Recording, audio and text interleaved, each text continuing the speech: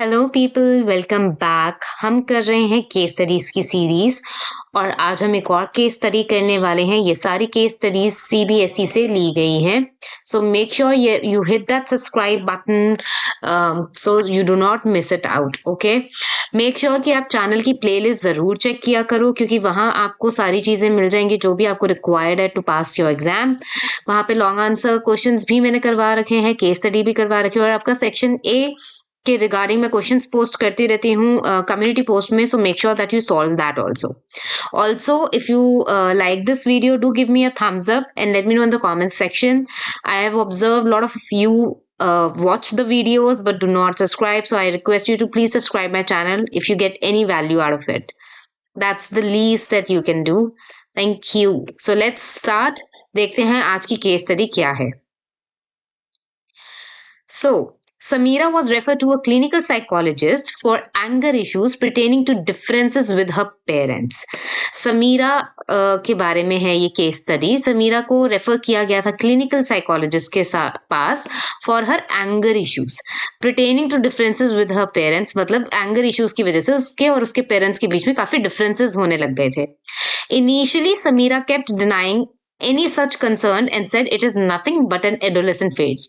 तो इनिशियली समीरा इन चीजों को अपने एंगर इश्यूज को बहुत डिनाई करती थी, ठीक है, और उसको लगता था ये कोई कंसर्न की बात नहीं है, ये तो सिर्फ एडोलेसेंस फेज है। मतलब एक वो फेज आता है आपके एडोलेसेंस का जहाँ पे बच्चे चिड़चिड़े हो ही जाते हैं और गुस्सा गुस्सा हाई हो जाता है, ठीक है। The clinical psychologist was not convinced and decided to probe deeper.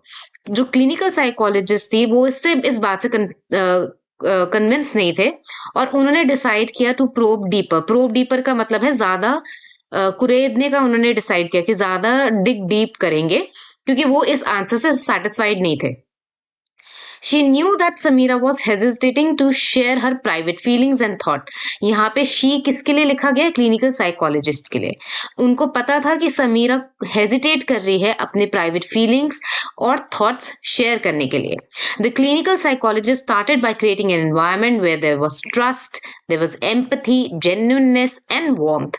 So clinical psychologist ने क्या किया? एक ऐसा environment समीरा को दिया जहाँ पे ट्रस्ट था, एम्पैथी थी, genuineness थी और warmth थी। This helped Samira to develop a positive relationship with the clinical psychologist. तो ये जो एटमॉस्फेयर उन्होंने दिया इसकी वजह से समीरा के साथ उनका एक पॉजिटिव रिलेशनशिप डेवलप हुआ क्लिनिकल साइकोलॉजिस्ट का। And soon Sameera was sharing her inner turmoil. Inner turmoil का मतलब है अपनी मन की जो उलझने हैं समीरा ने शेयर करना शुरू की। And the reason of her anger towards her parents, और क्यों अपने पेरेंट्स के लिए वो इतना उसके मन में गुस्सा है वो भी उसने शुरू किया शेयर करना। So the psychologist challenged her faulty thought pattern. जो साइकोलॉजिस्ट था उसने उसके फॉल्टी थॉट पैटर्न को चैलेंज किया, ये लाइन इंपॉर्टेंट है, and substituted them with adaptive and positive thoughts. और उसके उस थॉट पैटर्न को, जो फॉल्टी जो गलत थॉट पैटर्न था, उसको एक सब्स्टिट्यूट किया एक अडेप्टिव एंड पॉजिटिव थॉट से, जिसकी वजह से समीरा का जो डिस्ट्रेस था वो रिड्यूस हुआ, ठीक है। This help reduce her distress, ठीक है। सो ये है आपकी केस स्टडी।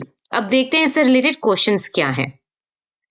क्वेश्चंस इस बार 3 थे और फर्स्ट 2 क्वेश्चन में आपको चॉइस दिख रही है, ठीक है, क्वेश्चन नंबर 1 एंड 2 में, एंड थर्ड क्वेश्चन आपको करना है। दोनों ही 2 मार्क्स के क्वेश्चंस हैं। फर्स्ट क्वेश्चन है identify the nature of the relationship between clinical psychologist and Sameera. What are its components? हम तीनों ही क्वेश्चन सॉल्व करेंगे, लेकिन अगर एग्जाम में आपको ऐसा आता है, चॉइस आता है, तो ऑफ कोर्स आपको फर्स्ट 2 में से कोई एक क्वेश्चन करना है and then you have to do another question. Okay, so second question है how is this relationship unique in nature? Differentiate between empathy and intellectual understanding. Third question है the psychologist challenged her faulty thought pattern and substituted them with adaptive and positive thoughts approach. Which approach has been used here? Explain the chief benefits to Samira. So first question देखो क्या कह रहे हैं, identify the nature of this relationship between clinical psychologist and Samira, और उसके components लिखने हैं आपको, ठीक है। तो क्लिनिकल साइकोलॉजिस्ट और उसके क्लाइंट के बीच में या पेशेंट के बीच में, समीरा के बीच में क्या रिलेशनशिप है और उसके कंपोनेंट्स क्या हैं। तो इस तरीके के रिलेशनशिप को एक क्लिनिकल साइकोलॉजिस्ट और उसके क्लाइंट के बीच में कैसा रिलेशनशिप होता है? थेरेप्यूटिक रिलेशनशिप, एक थेरेप्यूटिक अलायंस होती है, राइट? सो आप लिखेंगे this is a therapeutic relationship और alliance which is neither a passing acquaintance nor a permanent and lasting one. passing acquaintance का मतलब है जैसे सरसरी तौर पे जिससे हमारी हाई हेलो होती है लेकिन हम उनको अच्छे से नहीं जानते। तो समीरा और क्लिनिकल साइकोलॉजिस्ट के बीच में एक थेरेप्यूटिक अलायंस है, एक थेरेप्यूटिक रिलेशनशिप है, लेकिन ना ही वो रिलेशनशिप ऐसा है कि जो परमानेंट है और लॉन्ग लास्टिंग है, और ना ही वो रिलेशनशिप ऐसा है जो कि एक पासिंग एक्वेंटेंस है। पासिंग एक्वेंटेंस है मतलब कि सिर्फ ऐसा हाई हेलो टाइप्स वाला रिश्ता है, तो ऐसा भी नहीं है। तो बेसिकली आपको थेरेप्यूटिक अलायंस की यहाँ पे डेफिनेशन देनी है, ठीक है। सो ये हो गया आपका first part of the question. Second part क्या कह रहा है? व्हाट आर इट्स कंपोनेंट्स, उसके कंपोनेंट्स क्या है, किसके? थेरेप्यूटिक अलायंस के, ठीक है। ये जो रिलेशनशिप है इसके कंपोनेंट्स क्या है? तो यहाँ आप लिखेंगे there are two major components of therapeutic alliance.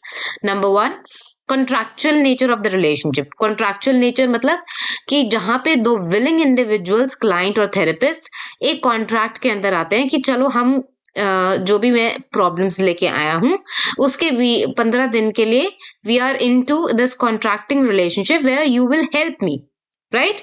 Where a clinical psychologist helps the client. तो कॉन्ट्रैक्चुअल नेचर ऑफ रिलेशनशिप मतलब कि it is a contract based, ठीक है। एक अग्रीमेंट होता है और उस अग्रीमेंट में लिखा होता है कि 15 दिन की थेरेपी होगी या 20 डेज की थेरेपी होगी, कितने सेशंस होंगे पर वीक, फीस क्या होगी, और सब कुछ कॉन्फिडेंशियल रहेगा। Without the permission of the client आप कोई भी इंफॉर्मेशन किसी से शेयर नहीं करेंगे। सो इस तरीके का एक फॉर्म होता है जिसपे साइन करते हैं थेरेपिस्ट भी और जो आपका क्लाइंट है वो भी, ठीक है। तो इस थेरेपेटिक अलायंस का पहला कंपोनेंट तो ये है कि ये कॉन्ट्रैक्चुअल नेचर का होता है रिलेशनशिप। दूसरा, limited duration of the therapy, it last till the distress reduces.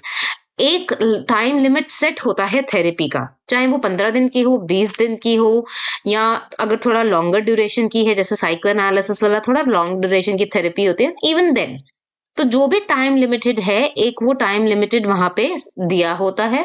तो ड्यूरेशन लिमिटेड होती है इसकी, और वो ड्यूरेशन क्या होती है? जब तक कि डिस्ट्रेस क्लाइंट का रिड्यूस नहीं हो जाता, जब तक क्लाइंट जिस प्रॉब्लम को लेके आया है आपके पास, जिस भी डिस्ट्रेस में आया है उसका वो डिस्ट्रेस कम नहीं हो जाता, तब तक वो रिलेशनशिप, ये थेरेपेटिक रिलेशनशिप रहता है, ठीक है। ये दो मेजर कॉम्पोनेंट्स है।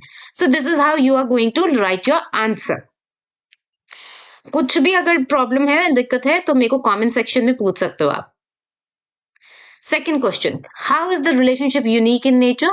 Differentiate between empathy and intellectual understanding. अब ये relationship therapeutic alliance जो है एक therapist और उसके client के बीच में, ये unique क्यों है, ठीक है? ये और रिश्तों की तरह क्यों नहीं है वो बताना है आपको, and then you have to differentiate between empathy and intellectual understanding. तो आप इसको लिखेंगे this relationship is unique in nature because it is trusting and confiding, ठीक है। आप किसी और फ्रेंड के पास जाएंगे, वहां जाके अपनी कोई दिल की बात कहेंगे तो गारंटी नहीं है, कोई कॉन्ट्रैक्ट साइन नहीं हुआ है कि वो किसी को कुछ कहेगा नहीं और वो जजमेंटल नहीं होगा, right? But a relationship with your therapist is such कि जो ट्रस्टिंग होता है, you can trust your therapist कि वो आपकी बात आगे कहीं किसी को नहीं कहेंगे, एंड वो जजमेंटल नहीं होंगे कि हो तुम ऐसे हो, तुम तो बड़े ही गंदे इंसान हो, तुम तो ऐसे करते हो, तुम अपने माँ बाप से गुस्सा करते हो, चिल्लाते हो, तो वहां इस तरीके की कोई बात नहीं होगी। दे विल नॉट जज you for who you are, they will try to find a reason कि ऐसा क्यों है, वहां पे आपको जज नहीं किया जाएगा। सो एक ही काफी ट्रस्टिंग और कन्फाइंडिंग रिलेशनशिप होता है। This is the unique part of this relationship. Now the therapist shows warmth, unconditional positive regard and authenticity. तो वहां आपको किस तरह का एटमॉस्फेयर मिलता है? एक warmth वाला, एक्सेप्टिंग वाला, अनकंडीशनल पॉजिटिव रिगार्ड मिलता है, एंड ऑथेंटिसिटी मतलब कि आप जो अपने ऑथेंटिक हो, जो आपका रियल सेल्फ है, आप वो दिखा सकते हो, ठीक है। So this is the uniqueness of the relationship. The first part of the question is done. This is how you are going to write your answer. Second part क्या है, differentiate between empathy and intellectual understanding. तो आप empathy की definition देंगे। Empathy क्या होता है, understanding the plight of a person and to feel their pain. So empathy का मतलब है जब आप किसी और पर्सन का दर्द समझ सकते हो, जब आप you can put your self in somebody else shoes, कि अगर मैं होता तो हाँ मुझे भी इतनी तकलीफ होती है, मुझे भी ऐसा महसूस होता जो इस समय आपका क्लाइंट महसूस कर रहा है। तो किसी और की पेन को फील कर पाना उसको बोलते हैं एम्पैथी। और intellectual understanding is very cold in nature. Intellectual understanding क्या होती है कि हाँ मैं समझ रहा हूँ कि तुम्हें कैसा लगा होगा, मैं समझ रहा हूँ कि चीजों को समझना दिमागी तौर पे, लेकिन उनके दर्द को महसूस ना कर पाना, वो होता है इंटेलेक्चुअल अंडरस्टैंडिंग, जो कि बहुत ही कोल्ड होती है in nature. So person is unable to feel like other person nor do they feel sympathy. तो इस केस में ना ही उनको सिंपथी होती है ना ही उनको एम्पैथी होती है। ठीक है, there is a difference between sympathy and empathy also. Sympathy का मतलब होता है बेचारापन, हाय बेचारे के साथ ऐसा हुआ। ठीक है, तो बेचारा वाला भी उनको फीलिंग नहीं आती किसी के लिए, और ना ही उनको वो महसूस कर पाते हैं कि उसको कैसा लगा होगा। ठीक है, दोनों ही चीजें नहीं कर पाते, बस वो दिमागी तौर पे एक अंडरस्टैंडिंग होती है कि अच्छा ऐसे ऐसे चीजें हुई। ठीक है, तो इस तरीके की अंडरस्टैंडिंग को बोलते हैं intellectual understanding, which is very cold in nature. So this is the difference and this is how you are going to write your answers. जो मैंने ये यहाँ पे बोल्ड किया है, आप भी please make sure that you underline so that you can gain some marks, right. Next third question, जिसमें आपको चॉइस नहीं थी और ये क्वेश्चन आपको करना ही करना था, इस क्वेश्चन को देखते हैं। The psychologist challenged her faulty thought pattern and substituted with them with adaptive and positive thought. ठीक है, तो यहाँ पे which approach has been used here? तो वो पूछ रहे हैं कि ये लाइन आपको वहां पे आपकी केस स्टडी में दी हुई है कि उसके चैलेंज किया उसके फॉल्टी थॉट पैटर्न को और सब्स्टिट्यूट किया उसके अडेप्टिव और पॉजिटिव थॉट से उसको। तो कौन सी अप्रोच थेरेपिस्ट ने यहाँ पे लगाई है? Explain the chief benefits to Samira, मतलब अगर आपको समीरा को उस थेरेपी के बेनिफिट्स बताने हो तो आप क्या बताओगे? तो ये दो अगेन 2 मार्क्स का क्वेश्चन है। तो सबसे पहले तो आप लिखेंगे cognitive therapy has been used here. क्यों कॉग्निटिव? क्योंकि हम आपके थॉट पैटर्न्स पे काम कर रहे हैं। ठीक है, कॉग्निटिव थेरेपी में उसका नाम ही है कॉग्निटिव, यानी कि आपके थॉट लेवल पे जाके काम करना, आपकी जो फॉल्टी थिंकिंग है उसको चेंज करना। ठीक है, सो कॉग्निटिव थेरेपी यहाँ पे यूज हुई है। अब वो बोल रहे हैं कि यहाँ पे चीफ बेनिफिट्स क्या हैं, वो समीरा को बताओ। तो क्या चीफ बेनिफिट्स हैं? तो आप उसको बताओगे the chief benefit to Samira is that her faulty thought pattern were substituted with adaptive ones and this reduce her distress and resolve her issue with parents.